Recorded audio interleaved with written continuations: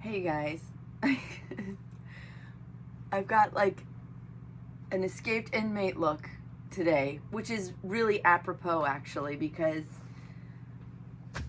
like I mentioned yesterday, we're all experiencing cabin fever right now. We've been snowed in for like 2 weeks. It feels like 2 years. I'm officially out of egg noodles, and that is a warning sign. But anyway, my name's Doyle, and I practice vulnerability by, this white scarf is bothering me. I don't like the look of it on the camera. Ugh, God, here I go. All right, ready? I'm Doyle, and I practice vulnerability by singing a healing song that I wrote, and I sing it at the emotional depths at which it was meant to be expressed. And I do that on camera, and then I post the video. This is how I've been shown to heal my, the way I protect myself from being vulnerable. Like my nervous system does not allow me to be vulnerable anymore. So I am practicing being vulnerable to try to heal that. I experienced, I guess, what's called detrimental vulnerability. And when that happens, your body sets up a protective mechanism to not allow you to be vulnerable. So it's not even like you resist being vulnerable. It's literally that your body protects you from it, does not allow it. So anyway, I am intentionally healing that in my own experience, my own body, I guess. And the way that I'm doing that is, like I said, I get on camera and I sing a healing song at the emotional depths at which it was meant to be expressed. All of this for the goal of healing. And my focus, my main umbrella focus in healing right now is healthy vulnerability. I want to be able to be vulnerable again, but this time with boundaries, like a healthy vulnerability, not a detrimental one, like the kind that I only ever knew until now. I'm learning a brand new concept of being vulnerable, a concept I have never explored before. So anyway, that's what these videos are about, and I share a little bit about where I'm at on my journey before I sing the song. And this morning I don't want to talk long, but I do want to talk about the experience of choosing to be vulnerable when you've only ever known it as a dangerous thing that you need protection from. And now for you to ask your human to choose it on purpose. Your human's just like, nah, no, you must be confused because I will not be vulnerable ever again. You know, that's my body's response to me. So when I choose intentionally to be vulnerable, I choose to allow my awareness to arrive in the present moment. And when I do that, the feelings associated with being present include the feelings associated with being vulnerable. And so those sensations are the exact ones that trigger the protection mechanism to shut down my system and go numb. So it is a very delicate process of choosing intentionally to be vulnerable, to be in the present moment, because this is where the pain is real. Like, not real, but is felt. This is where the pain is felt. Let's say that. That's accurate.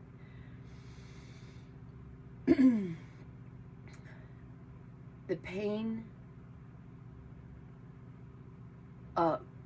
of that has been left behind and not felt yet, of experiencing being detrimentally vulnerable when I was defenseless and powerless and dependent on my abusers for survival,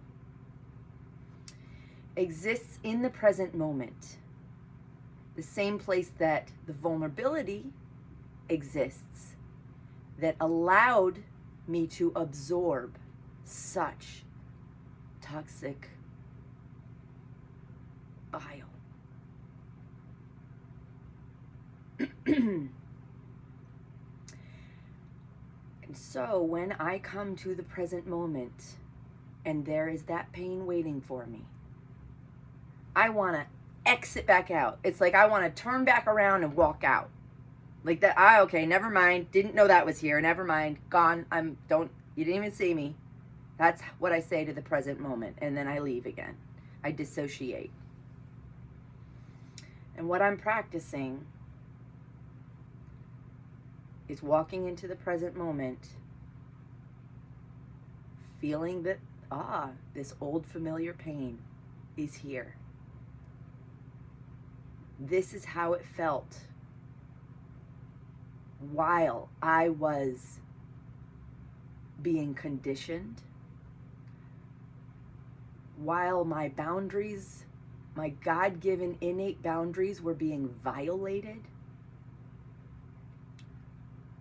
by humans who had been placed in positions to care for me and love me and protect me.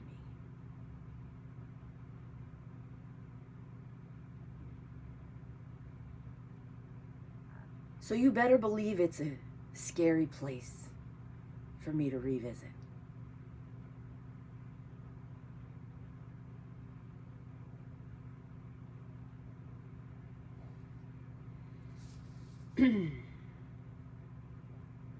But I've also been learning to trust the process.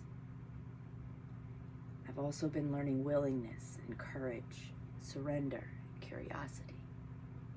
I've been learning commitment to the truth. I've been learning commitment to my purpose.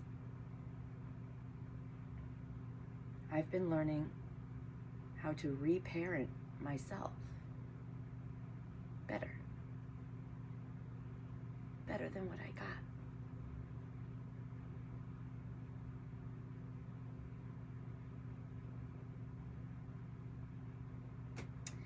This song is called Lullabye.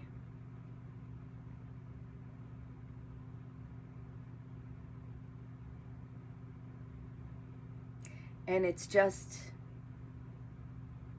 the point that you come to when you reach that understanding. It's not about blaming anyone. It's not even about what's right and wrong. It's about, what am I going to do with this? How am I going to respond? Who am I going to be?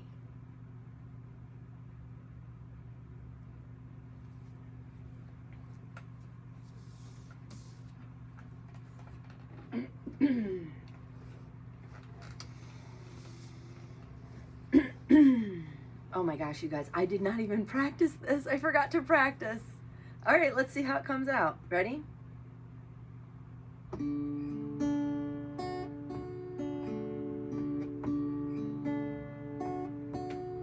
You wouldn't give more than I could take, and your timing is never a mistake. It's like medicine with a bitter taste, bringing me to a better place. I know healing comes from feeling things not safe to feel back then. And I've grown so used to being abused that I'm scared to feel again. But you wouldn't give more than I could take, and I wanna be in that better place.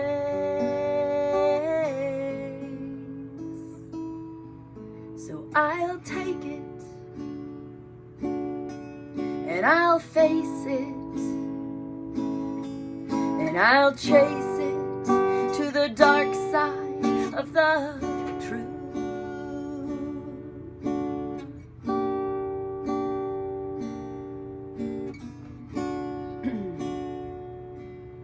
It isn't worth living half a life, stowing away secrets deep inside.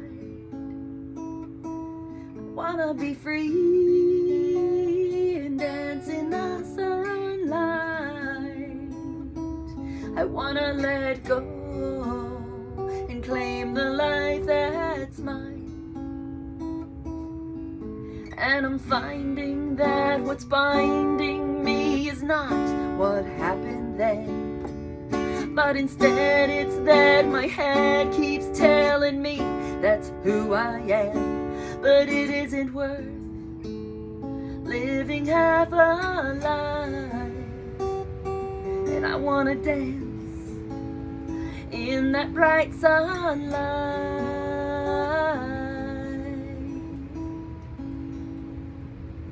So I'll take it